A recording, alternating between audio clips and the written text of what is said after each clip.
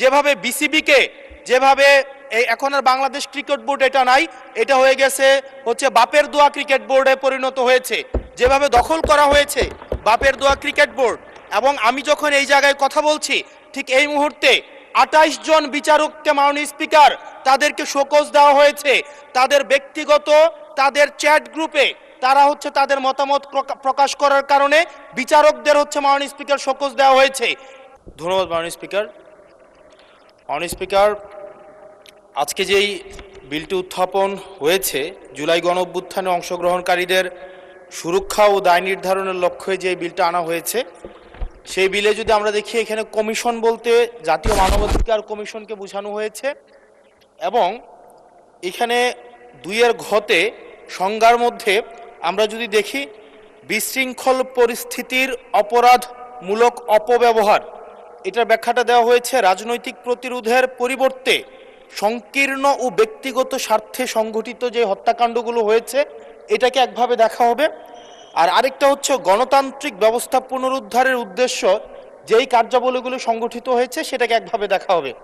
মাননীয় স্পিকার, প্রবলেমের জায়গাটা যেটা সেটা হচ্ছে সংকীর্ণ ও ব্যক্তিগত স্বার্থে যে ধরনের সংগঠিত হত্যাকাণ্ড হয়েছে সেটাকে কে ডিফাইন করবে, সেটাকে কিন্তু ডিফাইন করবে এই আইন অনুযায়ী জাতীয় মানবাধিকার কমিশন।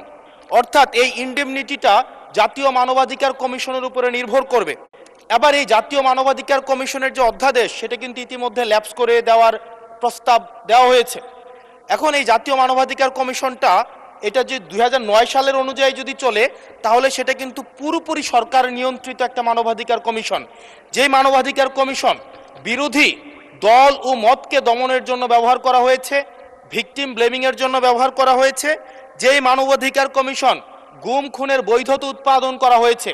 মাননীয় স্পিকার, এই মানবাধিকার কমিশনকে যদি আমরা মন্ত্রণালয়ের অধীনে রাখি এবং ওই মানবাধিকার কমিশনের মধ্য দিয়েই যদি আমরা জুলাই গণ অভ্যুত্থানের এই কার্যক্রমগুলোকে বিচারের এবং নিরীক্ষণের দায়িত্ব দেওয়া হয়, সেক্ষেত্রে এই নিরীক্ষণ কিন্তু প্রশ্নবিদ্ধ হবে।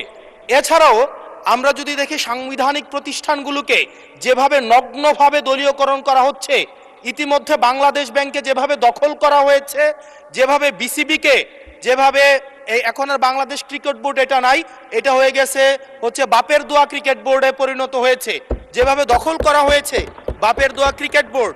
এবং আমি যখন এই জায়গায় কথা বলছি ঠিক এই মুহূর্তে 28 জন বিচারককে মাননীয় স্পিকার তাদেরকে শোকজ দেওয়া হয়েছে তাদের ব্যক্তিগত তাদের চ্যাট গ্রুপে তারা হচ্ছে তাদের মতামত প্রকাশ করার কারণে বিচারকদের হচ্ছে মাননীয় স্পিকার শোকজ দেওয়া হয়েছে।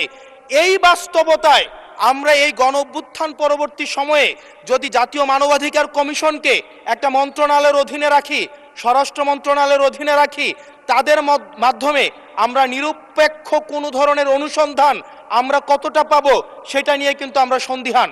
সেই জায়গা থেকে এই বিলটিকে যদি আমরা বাস্তবায়ন করতে চাই, এটাকে যদি আমরা ফাংশনাল করতে চাই, শুধুমাত্র অর্নামেন্টাল না, যদি আমরা ফাংশনাল করতে চাই তাহলে জাতীয় মানবাধিকার কমিশনকে অবশ্যই সেটাকে অটোনমাস করতে হবে। আমার সামনে যারা আছেন আমরা হয়তো আমাদের থেকে এখানে প্রত্যেকটা সদস্য নির্যাতন, নিপীড়ন এবং তাদের যে পলিটিক্যাল রিপ্রেশনের মাত্রা শত সহস্রগুণ বেশি।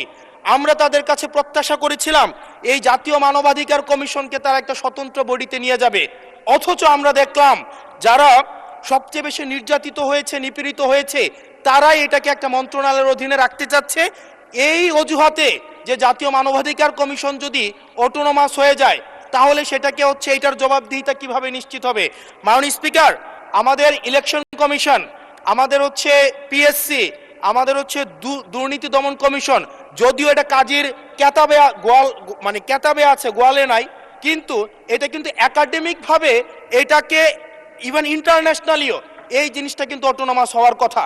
সেজন্য মাননীয় স্পিকার, যেভাবে বর্তমানে প্রতিষ্ঠানগুলো নগ্নভাবে দলীয়করণ করা হচ্ছে, সেজন্য জাতীয় মানবাধিকার কমিশন যে দলীয়করণ করা হবে না, আবার বাপের দোয়া একটা মানবাধিকার কমিশন বা বিরোধী দল দমন কমিশন করা হবে না, এটার প্রতি কিন্তু আমাদের আস্থা নাই।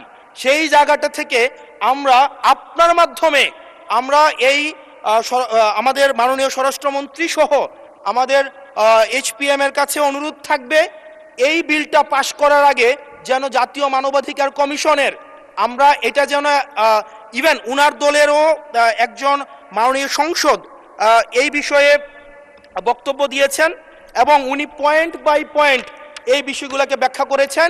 যদি জাতীয় মানবাধিকার কমিশন দলীয়করণ করা হয়, দিন শেষে গুম খুন থেকে শুরু করে আমাদের এই জুলাই ইনডেমনিটি, এটা দিন শেষে হচ্ছে যে পেপারেই থেকে যাবে, এটা দিন শেষে কোনো বাস্তবায়ন হবে না। সেই জন্য মাননীয় স্পিকার, এই বিলটা পাশ হওয়ার আগে আমাদের জাতীয় মানবাধিকার কমিশনের এই বিলটা হচ্ছে সুরাহা হওয়া, নিষ্পত্তি হওয়া জরুরি। না হয় বিসিবির মতো আমরা আবার বাপের দোয়া কমিশন দেখতে পাবো, আমরা হচ্ছে বাংলাদেশ ব্যাংকের মতো আবার দলীয়করণ দেখতে পাবো, আমরা বিশ্ববিদ্যালয়গুলোকে যেভাবে এক ধরনের দলীয়করণ করা হয়েছে আমরা সেটি দেখতে পাবো, আমরা বিচার বিভাগকে আবার যেভাবে এখন ভয়ের মধ্যে নিয়ে যাওয়া হচ্ছে। ধন্যবাদ মাননীয় সদস্য।